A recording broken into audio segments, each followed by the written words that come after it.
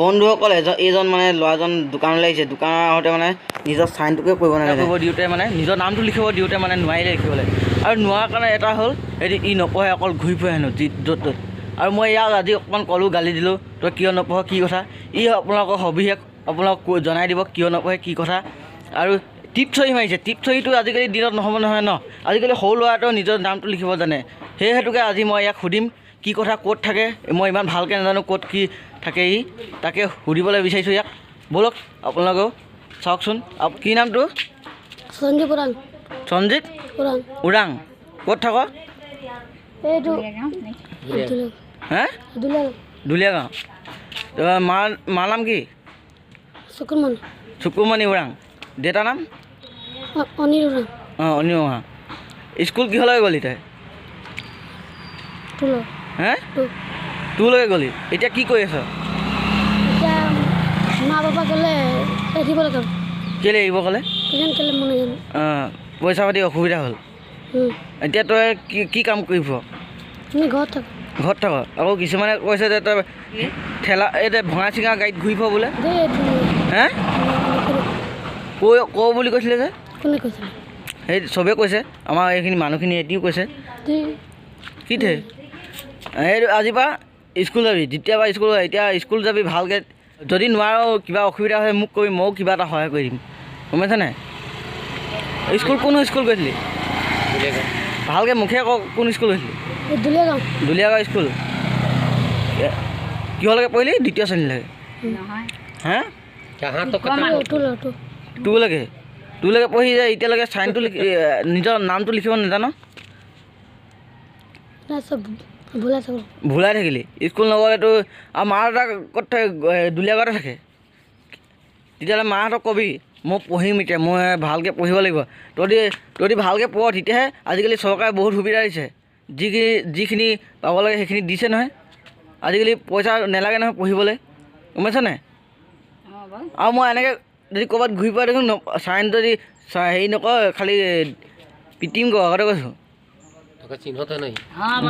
তোৰ এতিয়া তই আৰু আমাৰ ৰাইজক কৈ তোক যদি সহায় কৰিব লাগে কিবা কৈ দে।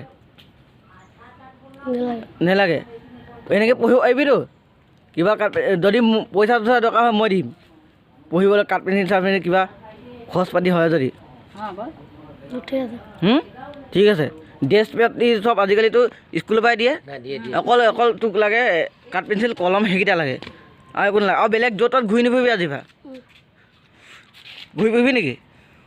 মুখে ক। হে 1-2খিনি জান দে? একোৱে নাজানো। তেতিয়াহ'লে কেনেকৈ তোক কোনোবাই নহ'লে ঠগি দিব, কি কৰিবি তই? ক'ৰবাত হাজিৰা কাম কৰিবলৈ তোক ঠগি দিব। আৰু ইমান হেৰিকৈ আছ কেলৈ?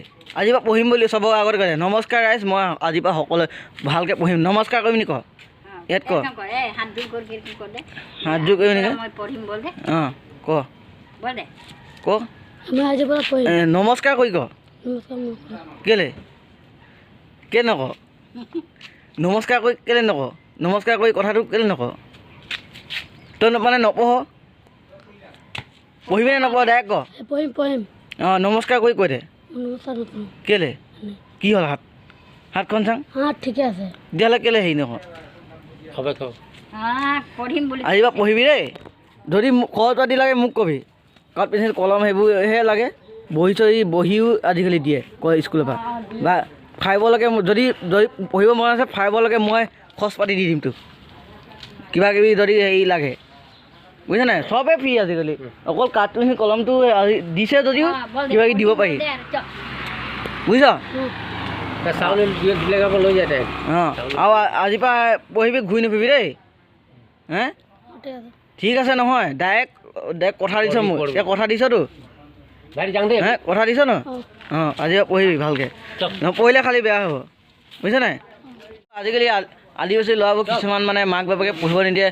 পঢ়াৰ এটা মানে কৌশল, সিহঁতক কৌশল নিদিয়ে, উৎসাহ নিদিয়ে। কিয়নো তেওঁলোকৰ ঘৰত পইচা পাতি বহুত অসুবিধা হয়। যদি এই ল'ৰাটো মই মানে ফাইবলৈকে পঢ়াম বুলি ভাবিছোঁ, ই যদি আগ্ৰহ প্ৰকাশ কৰে, এতিয়া পঢ়িম বুলি কৈছে যিহেতু, আপোনালোকেও মোৰ ফালৰ পৰা মই সহায় কৰিম বুলি ভাবিছোঁ যিখিনি পাৰোঁ। আৰু আপোনালোকেও যদি কিবা আগ্ৰহ কৰে, সহায় কৰিব বিচাৰে, এইখিনিকে ক'লোঁ। ধন্যবাদ।